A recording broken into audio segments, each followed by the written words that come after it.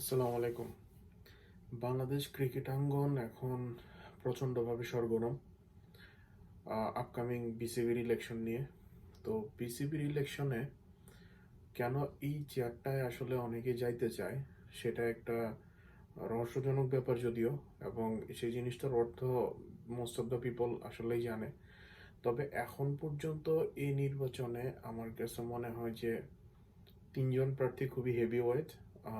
তার মধ্যে একজন হচ্ছেন তামিম ইকবাল খান, একজন হচ্ছেন ফারুক আহমেদ, এবং আরেকজন হচ্ছেন বর্তমান প্রেসিডেন্ট আমিনুল ইসলাম বুলবুল। আরও একজন ছিলেন, ওনার নাম মাহবুব আনাম, কিন্তু ওনার বিরুদ্ধে আসলে যথেষ্ট পরিমাণ অভিযোগ থাকার পরিপ্রেক্ষিতে না ওনার ব্যক্তিগত কারণ দেখে উনি আসলে এই ইলেকশনে অংশগ্রহণ করছেন না। সো উনি রুলড আউট হয়ে গেছেন। বাকি থাকে তিনজন। তিনজনের মধ্যে তামিম ইকবাল খানকে নিয়ে প্রথমে শুরু করি। তামিম ইকবাল খান মাত্র আন্তর্জাতিক ক্রিকেট ছেড়েছেন, এখনো পর্যন্ত ডোমেস্টিক ক্রিকেট খেলছেন, সেখান থেকে আসলে অপশন নেননি। তো এখন এই ব্যাপারটা একটু চিন্তার কারণ হয়ে দাঁড়াইছে যে এটা কনফ্লিক্ট অফ ইন্টারেস্ট হয়ে যায় কিনা, যে অ্যাট দ্য সেম টাইম উনি ডোমেস্টিক ক্রিকেটও খেলছেন, আবার ক্রিকেট বোর্ডের প্রেসিডেন্ট পদে নির্বাচন করছেন।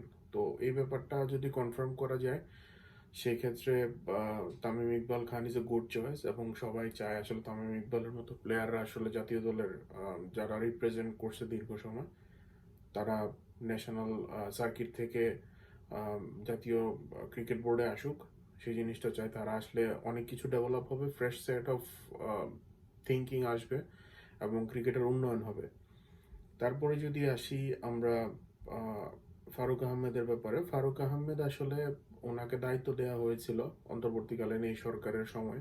উনি দায়িত্ব পেয়েছেন অল্প কয়েক মাসের জন্য, কিন্তু এর মধ্যে উনি ওনার যে ধরনের কর্মকাণ্ড দেখিয়েছেন সেটা আসলে কোনোভাবে মেনে নেওয়া যায় না, এবং প্রত্যেকটা কর্মকাণ্ডে উনি ওনার স্বৈরাচারী মনোভাব প্রকাশ পেয়েছে, এবং উনি নিজে সব সিদ্ধান্ত নিতেন। আসলে একটা বিসিবির বর্তমান এই বোর্ডটাতে অনেকগুলো ডিরেক্টর আছেন, ওনাদের বিভিন্ন ডিপার্টমেন্ট আছেন। এখন কেউ যদি কারো ডিপার্টমেন্টে এসে ইন্টারফেয়ার করে, হোক সে বিসিবি প্রেসিডেন্ট, তাহলে কিন্তু সে তার কাজটা ঠিক মতো করতে পারে না।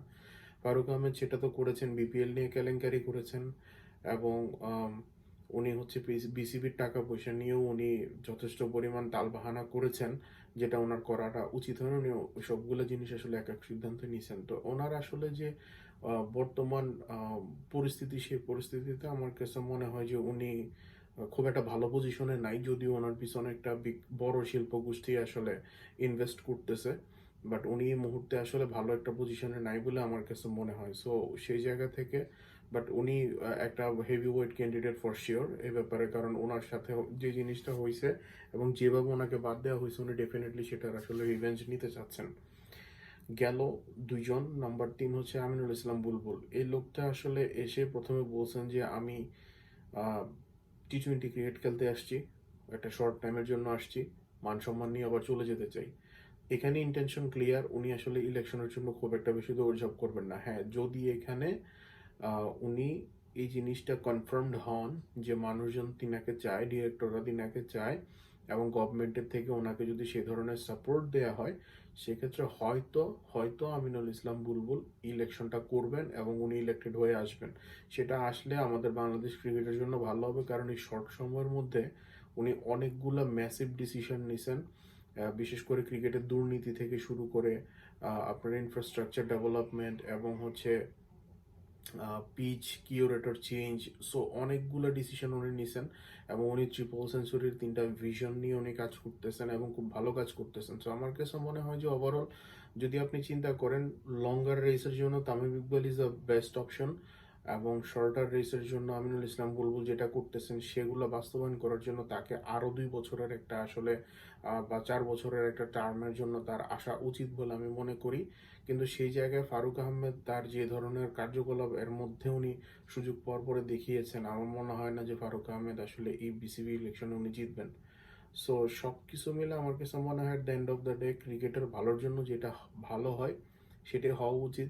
যারা ডিরেক্টর আছেন, তারা যারা ভোট দিবেন, তাদের আসলে সেই জিনিসগুলো মাথায় নিয়ে চিন্তা করা উচিত। আপনারা কি ভাবছেন জানাবেন। ভালো থাকবেন। আল্লাহ হাফিজ।